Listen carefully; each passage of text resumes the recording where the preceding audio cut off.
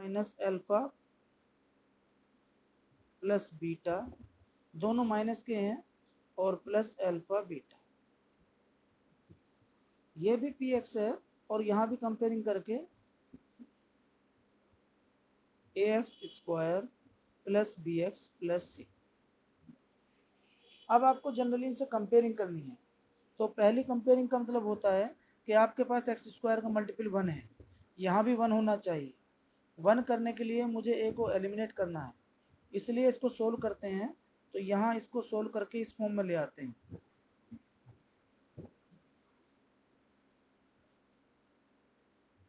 पूरी इक्वेशन को कंपेयरिंग कर दिया, डिवाइड कर दिया ए से।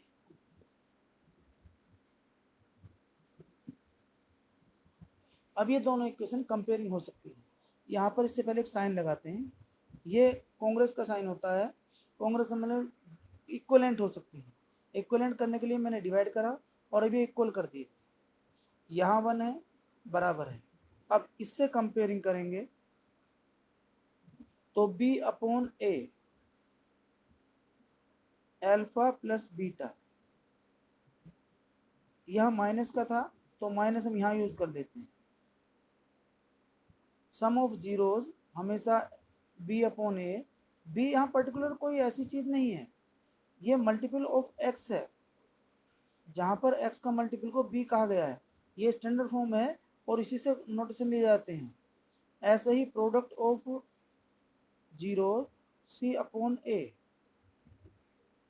Means constant upon coefficient of x square, दोनों ही स्टैंडर्ड फॉर्मूले याद होते हैं।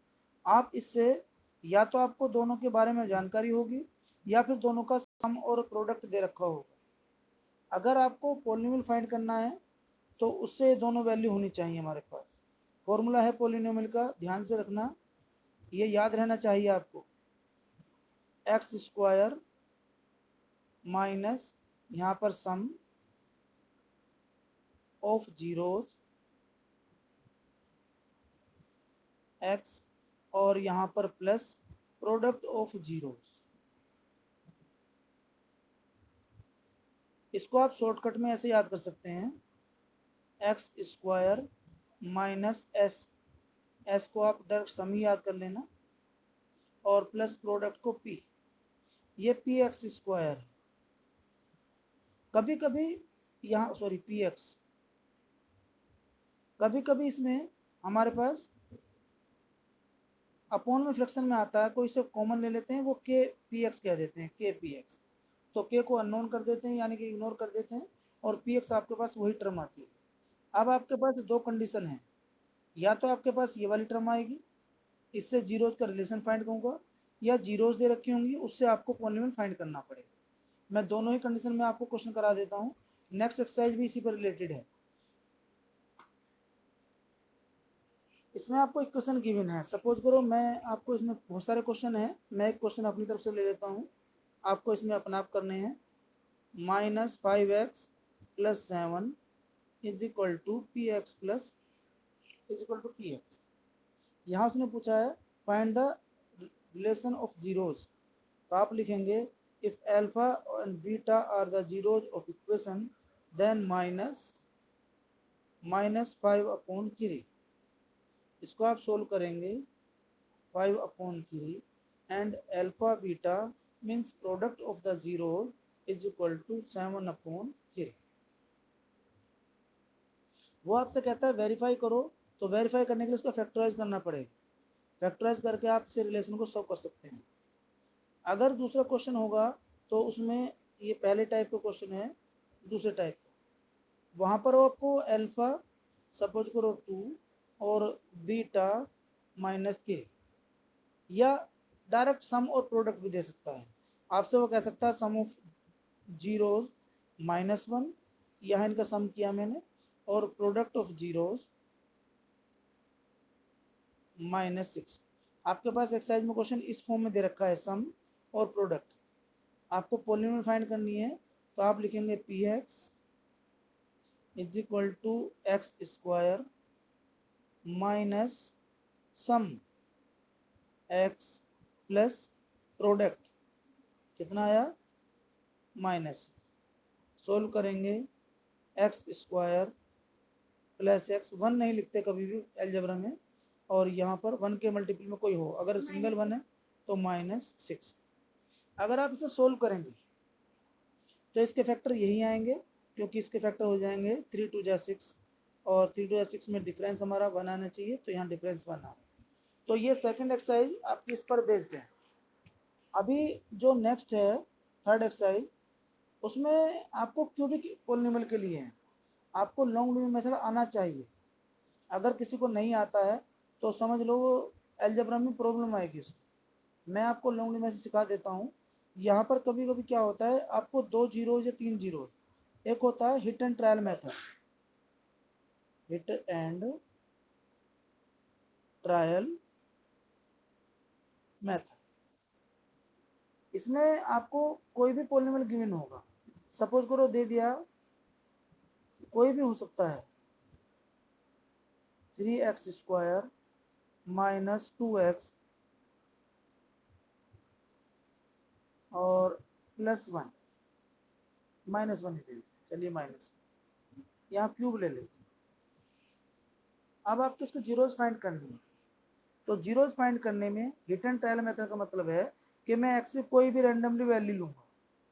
अच्छा ध्यान रखना, जो हमारे पास लास्ट टर्म होगी कांस्टेंट टर्म, इसके फैक्टर से रिलेटेड टर्म आएगी कि इसके फैक्टर क्या क्या हो सकते हैं, 1 हो सकता है, -1 हो सकता है। अगर यहाँ 20 50 कुछ भी ले लेता तो उसके प्राइम फैक्टर करते हैं, उसी से रिलेटेड यहाँ पर x इक्वल टू एक बार 1 रखेंगे, अनदर टाइम्स -1 रखेंगे, जितने फैक्टर हो सकते हैं।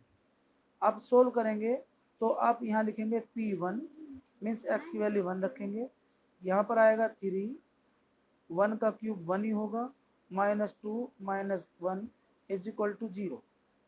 अगर x 1 पर P1 0 आ जाता है तो yes x is equal to 1 is the zeros, और x -1 is a factor of given polynomial। ये उनके लिए है जिसकी टर्म, जिसकी डिग्री 2 से ज़्यादा हो, क्योंकि 2 तक तो आप middle term splitting method apply कर ही लेंगे, लेकिन 2 से ज़्यादा हो तो। अब यहाँ 3 डिग्री का आपके कोर्स में है, तो अब 3 डिग्री के लिए मैंने क्या किया, एक फैक्टर तो निकाल लिया, इस फैक्टर से उसे डिवाइड कर देंगे। डिवाइड करने से आपके पास क्या होगा, क्योंकि ये कंप्लीट फैक्टर है तो मीन्स कंप्लीटली डिवाइड होगा, और रिमाइंडर 0 आएगा ही आएगा। यहाँ 3x², यहाँ पर x, मुझे ये वाली टर्म लानी है, इस सॉरी क्यूब था, तो ये वाली टर्म लाने के लिए पहले 3 चाहिए, फिर x की पावर, यहाँ 1 है यहाँ 3 है 2, इसकी मल्टीप्लाई पूरे ब्रैकेट में करेंगे 3x³ और अगले आया 3x², यहाँ पर x² है ही नहीं, अलग लिख लीजिए कोई फर्क नहीं पड़ता, -3x²। साइन चेंज करते हैं हमेशा, माइनस जो भी होगा उसका उल्टा रिवर्स कर दें, ये कट जाएगा। यहाँ पर बड़े साइन को हमेशा पहले लिख लो, उससे कोई फर्क नहीं पड़ेगा। 3x² 2x -1। अब यहाँ 3x² है, यहाँ x है, प्लस का है तो प्लस 3x, एक बार और मल्टीप्लाई करेंगे पूरे ब्रैकेट में, 3x² -3x, फिर वही रूल माइनस प्लस, यहाँ पर प्लस का x बचेगा -1, ये भी यही है, वहाँ पर 1 चला दीजिए, और यहाँ x -1। अब आप डिविडेंड फॉर्मूला लगाएंगे तो इसके फैक्टर ये मल्टीप्लाई ऑफ दिस, तो यहाँ लिखेंगे 3x³ -2x -1 x -1, और इसके फैक्टर अगर हो सकते हैं तो वहां पर अगर दिए गए फैक्टर और फाइंड करो दोनों के फैक्टर, तो फिर इसको मिडिल टर्म से स्प्लिटिंग कर दें। ओके, हाँ